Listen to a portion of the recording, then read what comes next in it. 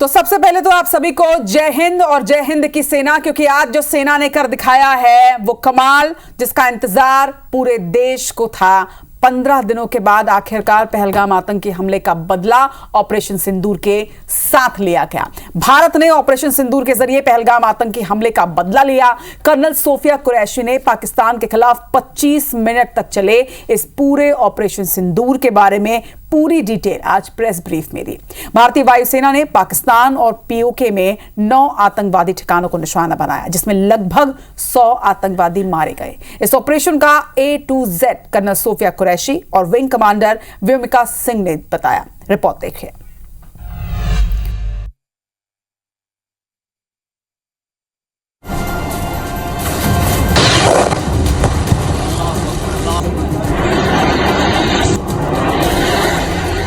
Operation सिंदूर इस वक्त पूरी दुनिया में इंडियन आर्मी की इसी ऑपरेशन की चर्चा है, क्योंकि भारत ने पहलगाम आतंकी हमले का बदला ले लिया है। भारतीय सेना ने पाकिस्तान और पाकिस्तान के कब्जे वाले कश्मीर में 9 आतंकी ठिकानों पर एयर स्ट्राइक कर जवाबी और जोरदार कार्रवाई की। इस हमले की पूरी जानकारी कर्नल सोफिया कुरैशी और विंग कमांडर व्योमिका सिंह ने प्रेस कॉन्फ्रेंस कर दुनिया के सामने रखी। ऑपरेशन सिंदूर में टोटल 25 मिनट लगे। भारतीय सेना ने सिर्फ 25 मिनट के समय में 25 भारतीयों और 1 नेपाली नागरिक की मौत का बदला ले लिया। कर्नल सोफिया कुरैशी ने बताया कि 7 मई की रात 1:05 में भारतीय वायुसेना ने पाकिस्तान और पीओके में घुसकर ऑपरेशन सिंदूर शुरू किया और ये ऑपरेशन करीब 25 मिनट तक चला। 6 से 7 मई 2025 की रात 1:05 से 1:30 बजे के बीच भारतीय सशस्त्र बलों द्वारा अंजाम दिए गए ऑपरेशन सिंदूर 22 अप्रैल को पहलगाम में हुए विभत्स आतंकवादी हमले के शिकार मासूम नागरिकों व उनके परिवारों को न्याय देने के लिए लॉन्च किया गया था। पहलगाम आतंकवादी हमले की जांच से पाकिस्तान के साथ आतंकवादियों के संपर्क उजागर हुए हैं। आतंकवाद के इस निंदनीय कार्य के अपराधियों, आयोजकों, फाइनेंसरों और प्रायोजकों को जवाबदेह ठहराने और उन्हें न्याय के दायरे में लाने की आवश्यकता पर जोर दिया गया था। ऑपरेशन सिंदूर की क्रोनोलॉजी की बात करें, रात 1:05 से रात 1:30 बजे तक चला ऑपरेशन। सेना ने 25 मिनट में लिया 26 मौत का बदला। पाकिस्तान और पीओके के 9 टारगेट को किया तबाह। आतंकियों के लॉन्च पैड, ट्रेनिंग सेंटर किए गए टारगेट। पुख्ता सूचनाओं पर आतंकियों पर हमला किया गया। लश्कर और जैश के आतंकी ठिकानों पर एक्शन लिया गया। भारतीय सेना ने सिर्फ आतंकी ठिकाने को निशाना बनाया। एयर स्ट्राइक में किसी आम नागरिक की मौत नहीं हुई। इन लक्ष्यों का चयन विश्वसनीय इंटेलिजेंस सूचनाओं के आधार पर हुआ, ताकि आतंक गतिविधियों की रीढ़ तोड़ी जा सके और यह खास ध्यान दिया गया कि निर्दोष नागरिकों और सिविलियन इंस्टॉलेशन को नुकसान न पहुंचे। वायुसेना ने आतंकवादियों के 9 ठिकानों को पूरी तरह नष्ट कर दिया है। ये सभी वो ठिकाने थे जहां से भारत के खिलाफ कई आतंकी हमलों की साजिश रची गई थी और भविष्य में हमलों की प्लानिंग होती थी, लेकिन अब उस ठिकानों को नष्ट कर दिया गया है। आतंकियों की कमर तोड़ दी है।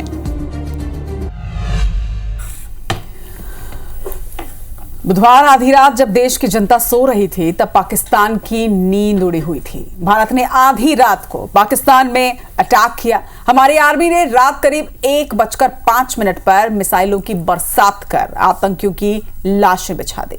भारत के एक्शन से पाकिस्तान में आधी रात को कैसे खलबली मची, तस्वीरें भी हमने आपको दिखाई। मस्जिदों से भागो भागो, हमला हो गया, ऐसी आवाजें सुनने को मिले। आतंकियों के खिलाफ भारत के इस एक्शन का नाम है ऑपरेशन सिंदूर।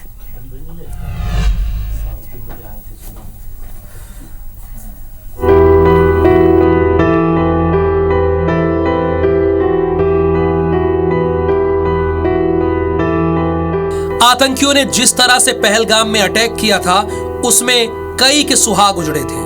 उसी से प्रेरित होकर इस एक्शन का नाम दिया गया ऑपरेशन सिंदूर। ऑपरेशन सिंदूर की पूरी कमान एनएसए अजीत डोभाल के हाथों में थी।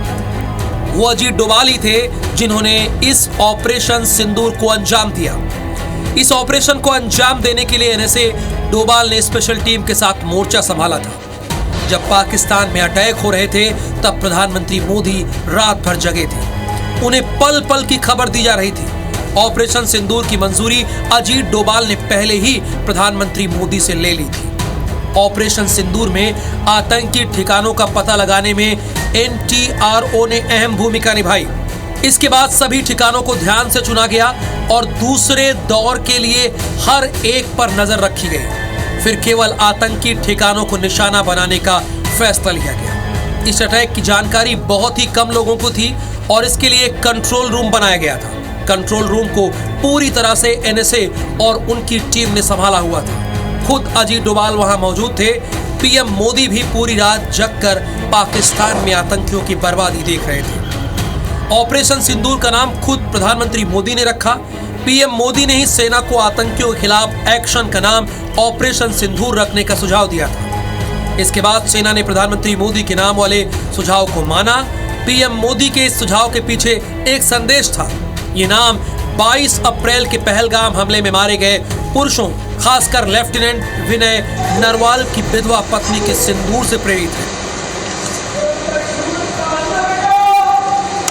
इसका मकसद आतंकवाद के खिलाफ निर्णायक कार्रवाई करना और हिमांशी नरवाल जैसे पीड़ितों को न्याय दिलाना। भारत ने पहलगाम का बदला लेते हुए पाकिस्तान में 9 आतंकी ठिकानों को ध्वस्त कर दिया।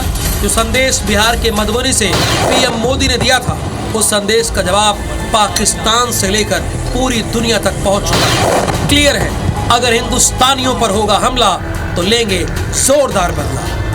Bureau report, IBC 24। तो हिंदुस्तान पर अगर हमला कोई भी करेगा, सिर्फ पाकिस्तान ही नहीं, अगर कोई भी हमला करेगा पाकिस्तान पर तो हिंदुस्तान की सेना पूरी तरह से तैयार है हर बदला लेने के लिए। और इस बार घुसकर नहीं, इस बार कहकर मारा गया है। पहले ही वीडियो जारी कर दिया गया था और बता दिया गया था कि रेडी टू हिट। और इसके साथ ही आपने प्रेस ब्रीफ भी देखा होगा। जब प्रेस ब्रीफ दिया गया हमारे विंग कमांडर और हमारी कर्नल के हाथों, तो उसमें यह भी बताया गया कि अब सहना नहीं है, नो मोर। वो सुना होगा आपने, वो देखा होगा आपने कि भारतीय सेना पूरी तरह से तैयार है और अब एक जवाब दे दिया, एक संदेश दे दिया है पूरे विश्व को कि अब भारत इस तरह की कोई हरकत बर्दाश्त नहीं करेगा। हमारे साथ एक बड़ा पैनल जुड़ रहा है, उस पैनल से भी आपको इंट्रोड्यूस करा देते हैं। बीजेपी प्रवक्ता ब्रजगोपाल लोया जी हैं हमारे साथ, कांग्रेस प्रवक्ता धनंजय सिंह ठाकुर जी हैं हमारे साथ, वरिष्ठ पत्रकार पवन वर्मा जी हैं हमारे साथ और इसके साथ ही retired colonel Siddharth Bose sir हैं हमारे साथ में। आप चारों का ही बहुत स्वागत है, आप चारों को ही बहुत शुभकामनाएं। सिद्धार्थ बोस सर, एक बार फिर से आपको जय हिंद। लगातार आप हमारे साथ बने हुए हैं, इसके पहले भी आपसे चर्चा हुई और हर बार जब मैं आपसे बात करती हूं तो हर बार आपको जय हिंद कहने का और आपको बधाई देने का मन करता है, क्योंकि आज सेना ने वो कर दिया है जिसका इंतजार 140 करोड़ भारतीयों को था। जब सुबह सभी सो के उठे तो उन्हें पता भी नहीं था कि जब वो सो रहे थे उस वक्त सेना ने वो शौर्य दिखाया जिसका इंतजार हम 15 दिनों से कर रहे थे। और यहां सिर्फ 15 दिनों ही नहीं, कई वक्त से कर रहे थे। रचना जी, मैं तो ये चाह रहा था कि उनको खेत नहीं होगा, लेकिन कोई नहीं, 2 दिन एक्स्ट्रा हो गया, करके तो दिखा दिया है और अभी कोई और करने की कोई बात नहीं है। तो हम जो सोचते हैं कि पाकिस्तान कुछ करेगा, नहीं कर पाएगा। पाकिस्तान एक ऐसा देश है ना जो हथौड़ा लेके इधर उधर से हथियार भी लेके आता है, खाने के लिए कुछ नहीं है। जो भी हथियार है उन हथियारों को ना एक नट बोल्ट अगर खराब हो जाए ना तो वो नट बोल्ट नहीं रिप्लेस कर सकते, तो उनको तो ऐसे ही रहना पड़ेगा। इसीलिए तो उनके नेता बोल रहे हैं कि we are ready to wrap it up, है ना। वो तो ऐसे ही बोल रहे हैं, तो पता है हम कुछ नहीं कर पाएंगे। तो अगर कुछ कर दिया तो जैसे मैंने पहले बताया गया था मैंने कि अभी तक दिवाली मनाई नहीं रात को, उसके बाद होली कर देंगे हम, पूरे पाकिस्तान में एक होली मना लेंगे। क्या बात कही सर आपने, अभी तो दिवाली मनाई है, इसके बाद होली भी मनाएंगे। हमारे साथ में पवन वर्मा जी भी हैं, वरिष्ठ पत्रकार हैं। पवन सर, इसके पहले जिस तरह से हमने हमला किया था, जिस तरह से हमने स्ट्राइक किया था, लेकिन इस बार हमने कह के मारा है, बकायदा बताया गया और उसके बाद मारा गया और सबूतों के साथ इस बार मारा है।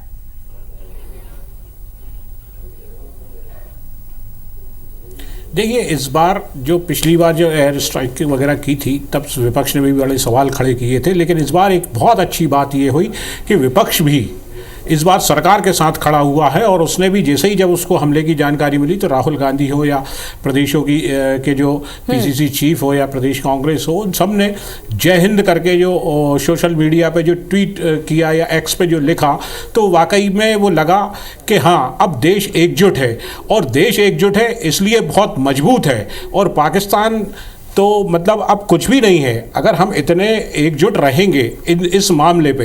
देखिए, राजनीति अपनी जगह है लेकिन देश की बात दूसरी है।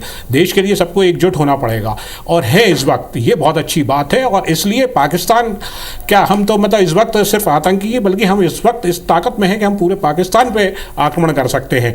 लेकिन अभी क्योंकि हमें सिर्फ जवाब देना था कि हम लोग निर्दोष लोगों की हम जान नहीं लेते हैं, ये एक हमने संदेश भी दिया इसके कि हमने सिर्फ आतंकियों ठिकानों को निशाना बनाया। मतलब हम निर्दोष लोगों के, पाकिस्तान के लोगों के जैसे कायरतापूर्ण काम नहीं करते कि पहलगांव में जाके निर्दोष लोगों की हत्या कर दें।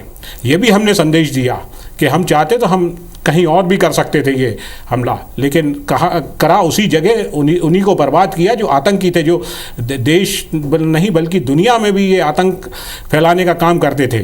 कई देश पीड़ित थे इनसे। तो ये जो काम हुआ है आज वाकई में हमारी सेना ने, हमारी सरकार ने और बहुत काबिल तारीफ़ किया है और ये हम सब लोगों के लिए गर्व की बात है कि अगर हमारे को कोई छेड़ेगा तो उसको हम छेड़ेंगे नहीं, मतलब छोड़ेंगे नहीं उसको हम। ये एक संदेश गया है, दुनिया के सामने भी गया है, बाकी देशों की भी हमने स्थिति देखी, उनके स्टेटमेंट भी देखे, तो कोई भी पाकिस्तान की तरफ खुल के सामने नहीं आ पा रहा है। मतलब ये हमारी ताकत है आज।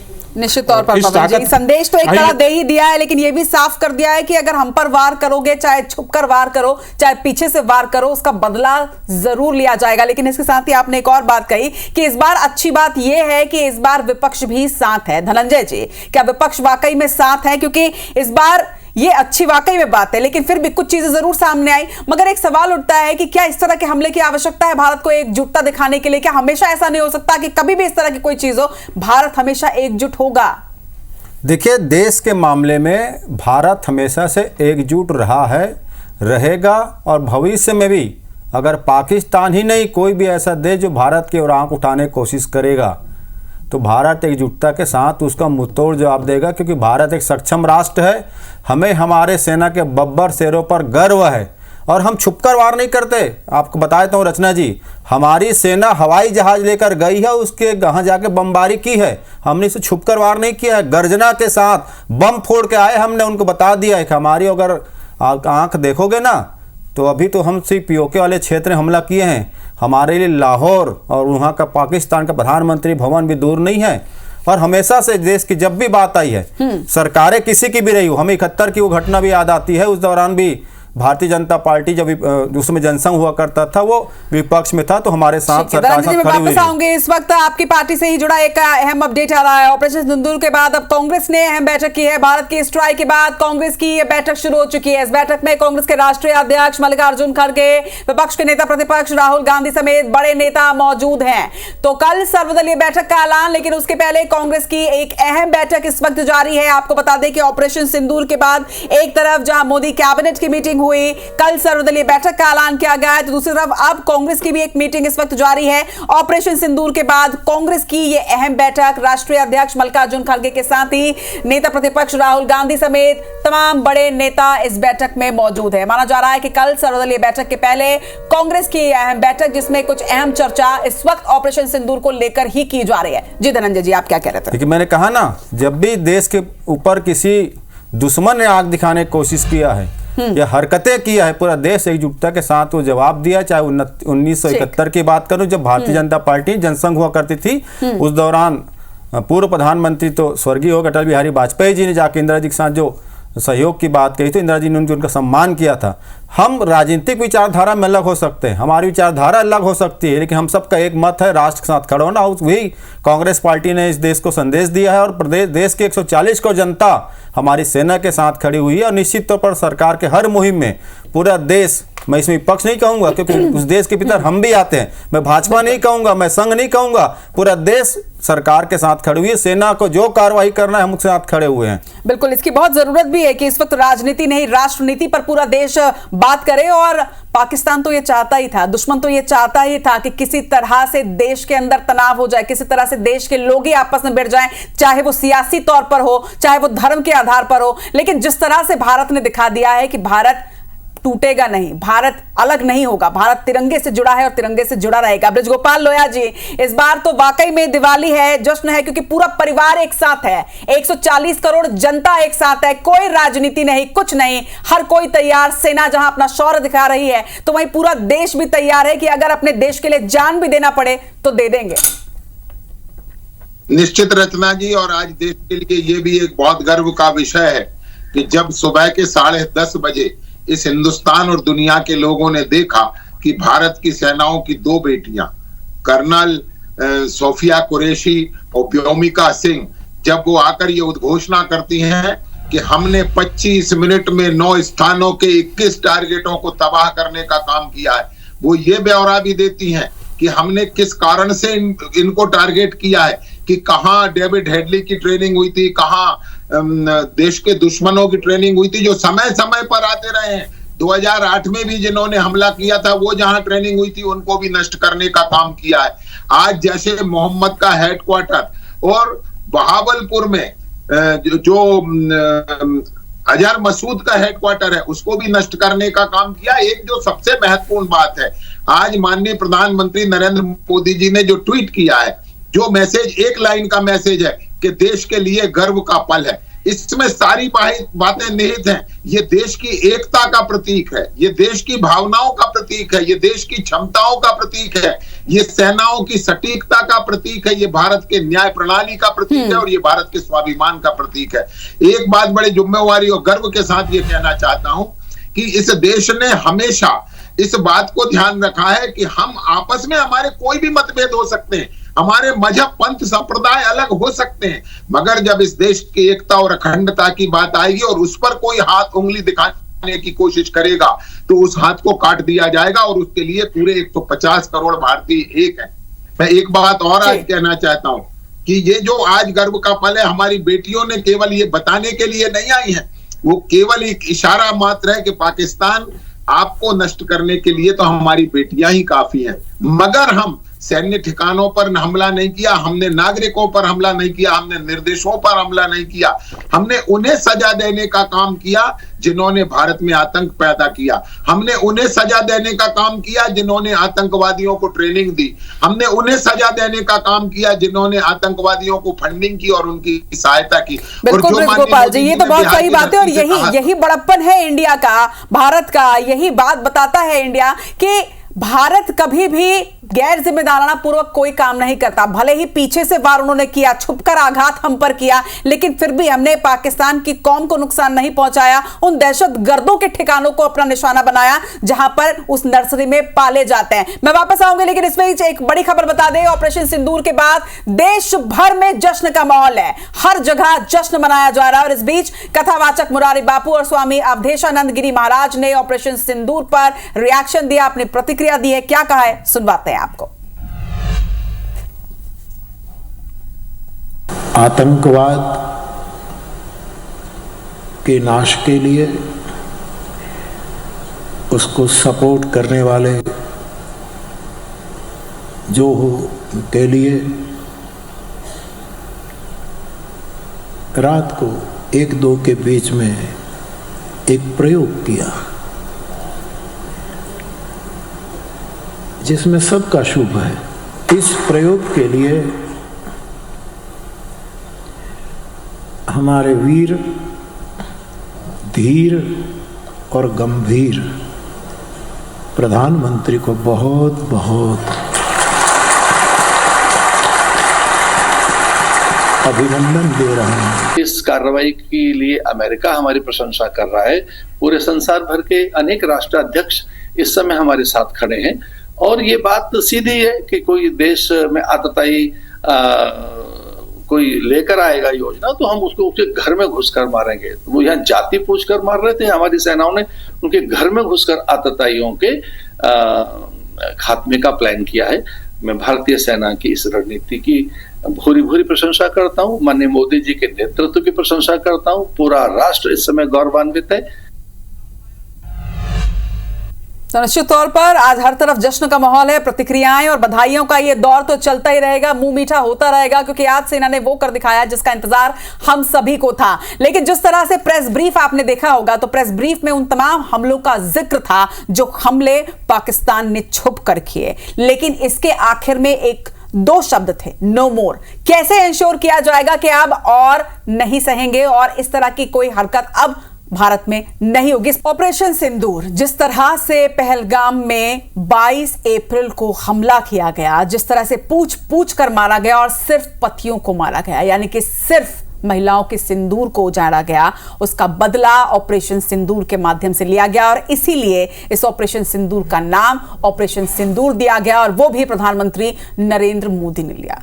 लेकिन ऑपरेशन सिंदूर के बाद क्या वाकई में आतंकवाद का खात्मा हो जाएगा?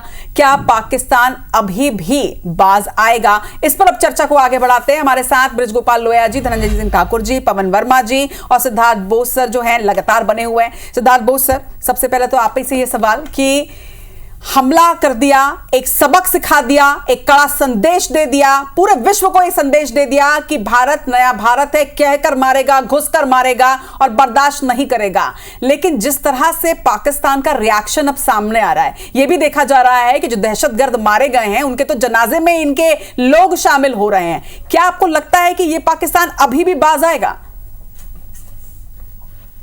रचना जी, ऐसा है कि कुत्ते का पूछना खुद भी किया जा सकता है, लेकिन अगर साथी कुत्ता है तो उसका कुछ नहीं किया जा सकता। और पाकिस्तान में आज की तारीख में करीब करीब 20 से 30 हजार मदरसे चल रहे हैं और इन मदरसों से ये आतंकी ही पैदा किए जा रहे हैं। तो अगर ये हम ये मान ले कि इसके बाद में खत्म हो जाएंगे, ये बढ़ जाएंगे, कुछ हो जाएंगे, ये कहना ठीक नहीं होगा, क्योंकि इनको तो दाना पानी भी इससे चल रहा है, तो ये चलेगा। लेकिन ये है कि एक सबक जरूर मिल गया है और मुझे थोड़ा खेद हो रहा है ये बताने में, तो अभी तो देश वाह किए जा रहा है, वाह किए जा रहे हैं। अब 10 दिन रुकिए, 15 दिन रुकिए, देखिए कई लोग सवाल उठाएंगे, बहुत तरह तरह के सवाल उठाएंगे और आप कीजिएगा कि आपके मीडिया के लोग भी सवाल उठाएंगे, है ना। वो बताने क्या क्या शब्द यूज करते हैं, मोदी मीडिया। मैं तो उनको बोलूंगा ये रोटी मीडिया है, रोटी रहती है सारा, उनको कोई टीआरपी नहीं मिलता, कुछ नहीं मिलता। ये देखना, ये सवाल उठाएंगे। अभी तक इनमें से अभी तक एक भी नहीं कुछ बोला, उन्होंने तो वाह नहीं किया अभी तक। ये लोग चुप क्यों हैं? तो ये भी उठाएंगे और ये भी बताएंगे। और हम लोग के तो आका बैठे हुए देश विदेश में, वहां से भी उनको वो सपोर्ट मिलेगा, मॉनिटरी सपोर्ट भी मिलेगा।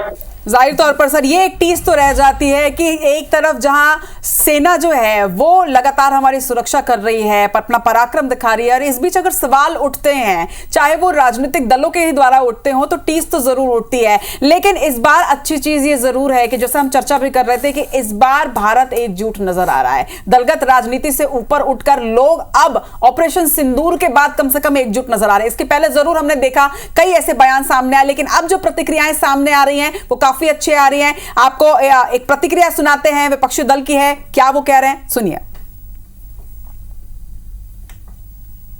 एक चुटकी सिंदूर जो माता के माथे पर लगती है उसकी कीमत क्या है, पाकिस्तान को पता लग गया है। जैसे एयर स्ट्राइक और सर्जिकल स्ट्राइक हुआ था, उससे भी बढ़ करके जो घात पहुंचाया गया है पाकिस्तान के ऊपर, पाकिस्तान हमेशा याद रहेगा।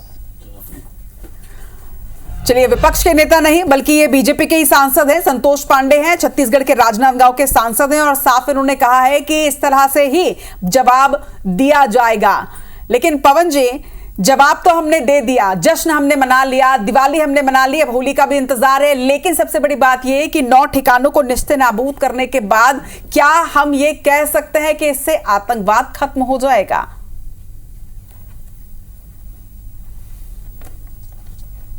कहना कि आतंकवाद पूरी तरह से खत्म हो जाना ये जल्दबाजी होगा, क्योंकि पाकिस्तान में जो आतंकवादी पनप रहे हैं या पनपाए जा रहे हैं वहाँ से, वो सिर्फ इन्हीं सब ठिकानों पर नहीं है, और भी होंगे जो अंदर बैठे होंगे उसके कुछ आतंकियों के सहयोगी हमारे देश में भी हो सकते हैं।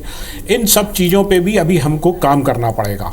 लेकिन तत्कालिक रूप से हमें ये एक संदेश देना था कि भाई हमें अगर आंख दिखाओगे, हमें छेड़ोगे, तो फिर ये हम बर्दाश्त नहीं करेंगे। तो इसलिए आतंकियों की बहुत हद तक तो हमने कमर तोड़ दी। आज का जो ऑपरेशन जो हुआ है, सेना ने जो हमारे ने साहस दिखाते हुए जो आज पाकिस्तान के 9 आतंकी ठिकानों को जो तबाह किया है, उससे वाकई में आतंकियों की कमर तो टूटेगी। लेकिन पाकिस्तान में जिस तरह का भी रवैया चल रहा है वहाँ की सरकार का, तो उससे ये लगता है कि अभी वो पूरी तरह से सबक नहीं सीखे हैं, और अगर उनने अब भूल के भी इस तरह की गलती की, तो ये तो मैं कह सकता हूँ और हमारे देश के सभी लोग अब कह सकते हैं कि अब उनको ये अगली गलती बहुत भारी पड़ेगी। क्योंकि पहलगांव में भी उनने जब आतंकी हमला करने आए होंगे, तो उनने भी सपने में भी नहीं सोचा होगा कि इस तरह की कार्रवाई भारत की सेना कर देगी। और अब उनको ध्यान रखना पड़ेगा कि अगर अपने अजहर मसूद जैसे के परिवारों को बचाना है, क्योंकि आज हमारी सेना ने उसके परिवार के 14 लोगों को मार गिराया, ऐसे आतंकियों के अगर परिवार को अगर उन्हें बचाना है, तो फिर उनको ये हिम्मत और भगवान उनको सद्बुद्धि दे कि ऐसा ना करें। नहीं तो वो हो सकता है आने वाले सालों में पाकिस्तान ही इस दुनिया के पटल से दूर हो जाए, दिखना ही बंद हो जाए। अब तो कहना ही पड़ेगा मसूद को सर, अब तो कहना ही पड़ेगा कि मैं भी मारा जाता तो अच्छा होता। जब अपना परिवार और अपने परिवार पर आंच आती है ना, तो मसूद जैसे आतंकवादी भी इसी तरह की बयानबाजी करते हैं और इसी तरह की बातें करते हैं कि मैं भी साथ में मारा जाता तो अच्छा होता। लेकिन इन दहशतगर्दों को तब ध्यान नहीं आता जब दूसरों का घर ये उजाड़ रहे होते हैं, जब पीछे से वार कर रहे होते हैं, और जब इस तरह से वार करके किसी का घर बर्बाद कर रहे होते हैं। लेकिन सबसे बड़ी बात यही है कि आखिर इसके बाद क्या किया जाएगा। हमारे साथ ब्रिजगोपाल लोया जी हैं। ब्रिजगोपाल जी, जिस तरह से आज जो प्रेस ब्रीफ हुआ, उस प्रेस ब्रीफ में हर आतंकवादी घटना का जिक्र था, लेकिन उसके आखिर में जो नो मोर शब्द था, उसे एंश्योर कैसे करेंगे हम, कैसे एंश्योर करेंगे? अभी तो हमने सबक सिखा दिया, लेकिन आगे कभी इस तरह की घटना ना हो, कभी भारत पर कोई वार करने का सोचे भी ना, इस चीज को कैसे एंश्योर करेंगे? देखिए रचना जी, पाकिस्तान को क्या था, एक गलत फहमी थी। वो गलत फहमी में पाकिस्तान बहुत लंबे अरसे से जी रहा था कि भारत की सेना भारत की सीमा को पार करके हमला नहीं करेगी। मगर आज भारत की सेना ने यह भी बता दिया है कि आतंक को और आतंक को पनाह देने वालों को, आतंक को ट्रेनिंग देने वालों को और आतंक को फंडिंग देने वालों को दुनिया के किसी भी कोने में भारत की फौज से कोई नहीं बचा सकता। आज जो अंतरराष्ट्रीय सीमा है उसके भी 90 किलोमीटर भारत अंदर जाकर भारत ने हमला किया है। तो ये आज हमने अपना इशारा पाकिस्तान को बता दिया है कि किसी भी हद तक भारत जा सकता है अपने देश के नागरिकों की सुरक्षा के लिए। और एक और बात है जो रचना जी आज निकल कर आई है, दरअसल पाकिस्तान में एक डरपोक सरकार है और डरपोक सेना है। लगातार हम पिछले 12 दिनों से देख रहे हैं, कहीं सेना अध्यक्ष लापता हो जाता है, कहीं रक्षा मंत्री, और वहां के वो एक और मंत्री हैं बिलावल भुट्टो, वो तो दुनिया भर की बातें करते हैं और इसके बाद कहते हैं कि आपका पानी बहेगा या आपका खून बहेगा। तो ऐसे लोग तो गायब हो जाते हैं। तो आज भारतीय सेना ने ये बता दिया है कि मुंह चलाने से काम नहीं होता, शस्त्र चलाना पड़ते हैं और युद्ध शस्त्रों से जीते जाते हैं, युद्ध क्षमताओं से जीते जाते हैं, युद्ध काबिलियत से जीते जाते हैं। और जो भविष्य की आप चर्चा कर रहे हैं, देखिए एक और पिछले समय में ये काम हुआ है कि पाकिस्तान पूरी दुनिया में आइसोलेट हुआ है, पाकिस्तान का चेहरा भी पूरी दुनिया में उजागर हुआ है।